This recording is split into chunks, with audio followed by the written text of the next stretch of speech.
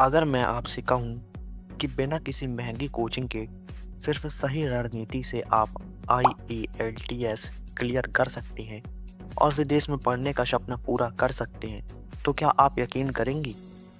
आज लाखों भारतीय स्टूडेंट का एक ही सपना है, स्टडी अब्रॉड, यानी विदेश जाकर पढ़ाई करना। बेहतर एजुकेशन, इंटरनेशनल एक्सपोज़र और अच्छी करियर ग्रोथ के लिए छात्र अमेरिका, कनाडा, यूके, ऑस्ट्रेलिया जैसे देशों की ओर देख रहे हैं। लेकिन इस सपने के रास्ते में सबसे बड़ी रुकावट बनती है IELTS परीक्षा और महंगी कोचिंग। कई लोग सोचते हैं कि बिना कोचिंग के IELTS क्लियर करना नामुमकिन है, लेकिन सच्चाई यह है कि सही गाइडेंस और मेहनत से यह बिल्कुल संभव है।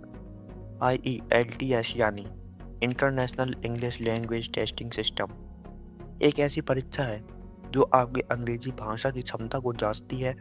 यह परीक्षा 4 हिस्सों में होती है: लिसनिंग, रीडिंग, राइटिंग और स्पीकिंग। ज़्यादातर छात्र इसी परीक्षा से डर जाते हैं और तुरंत कोचिंग ज्वाइन कर लेते हैं, जहां लाखों रुपए खर्च हो जाते हैं। लेकिन आज के डिजिटल दौर में, जहां इंटरनेट पर फ्री रिसोर्सेज की कोई कमी नहीं रहती, वहां कोचिंग पर पूरी तरह निर्भर रहना जरूरी नहीं रह गया है।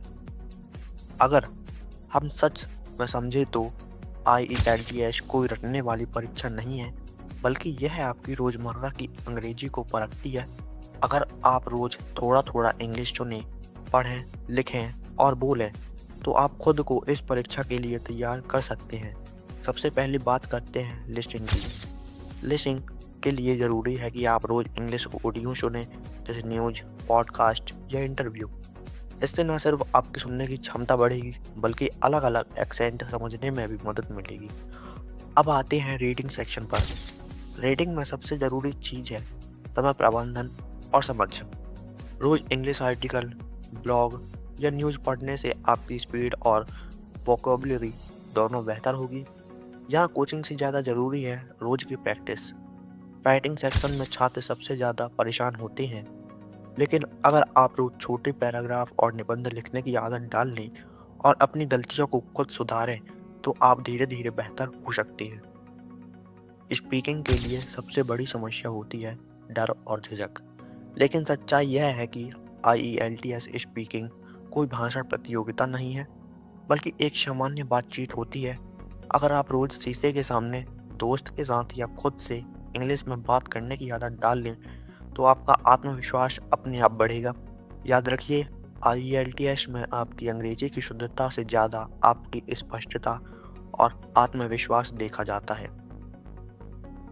अब बात करते हैं स्टडी अब्रॉड की पूरी प्रक्रिया की। IELTS सिर्फ एक स्टेप है, इसके बाद आता है सही देश और यूनिवर्सिटी का चुनाव। आज इंटरनेट पर हर यूनिवर्सिटी की वेबसाइट मौजूद है, जहां कोर्स, फीस, स्कॉलरशिप और एलिजिबिलिटी की पूरी जानकारी मिल जाती है। इसके बावजूद कई छात्र एजेंट्स पर पूरी तरह निर्भर हो जाते हैं, जो कई बार गलत जानकारी भी दे देते हैं। इसलिए ज़रूरी है कि आप खुद रिसर्च करना सीखें। स्टडी अब्रॉड के लिए ज़रूरी डॉक्यूमेंट जैसे SOP यानी स्टेटमेंट ऑफ पर्पस, LOR यानी लेटर ऑफ रिकमेंडेशन और फाइनेंशियल डॉक्यूमेंट्स भी बहुत महत्वपूर्ण होते हैं। SOP में आपको अपनी कहानी खुद बतानी होती है।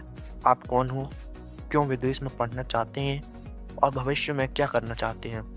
यह कोई फॉर्मल लेटर नहीं, बल्कि आपकी सोच और लक्ष्य का प्रतिबिंब होता है। अगर आप ईमानदारी से लिखते हैं, तो कोचिंग के बिना भी एक शानदार SOP तैयार की जा सकती है। आज के समय में यूट्यूब, ऑनलाइन फॉर्म और ऑफिशियल वेबसाइट्स ऐसे स्टूडेंट से भरी पड़ी है, जिन्होंने बिना कोचिंग के IELTS क्लियर किया और विदेश में एडमिशन पाए। उनकी कहानियाँ यह साबित करती है कि सफलता पैसे से नहीं, बल्कि सही जानकारी और मेहनत से मिलती है। सबसे ज़रूरी बात यह है कि आप खुद पर भरोसा रखें और किसी के डराने से डरे नहीं। वीज़ा प्रोसेस को लेकर भी लोगों में बहुत भ्रम होता है। उन्हें लगता है कि बिना एजेंट के वीज़ा मिलना मुश्किल है, जबकि सच्चाई यह है कि अगर आपके डॉक्यूमेंट्स सही हैं और आपकी नीयत साफ है, तो वीज़ा प्रक्रिया पूरी तरह पारदर्शी होती है। दूतावास को सिर्फ यह देखना होता है कि आप पढ़ाई के लिए जा रहे हैं और आपके पास सही योजना है। अंत में यही कहा जा सकता है कि विदेश में पढ़ाई करना कोई सपना नहीं, बल्कि एक योजना है, और IELTS कोई दीवार नहीं, बल्कि एक दरवाज़ा है, जिसे सही तैयार से खोला जा सकता है।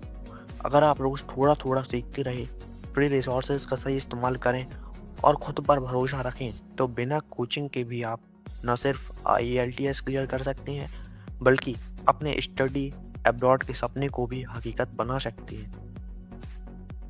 याद रखिए, सपने वही नहीं होते जो सोते वक्त देखे जाएं। सपने वो होते हैं जिनके लिए आप जागकर मेहनत करें।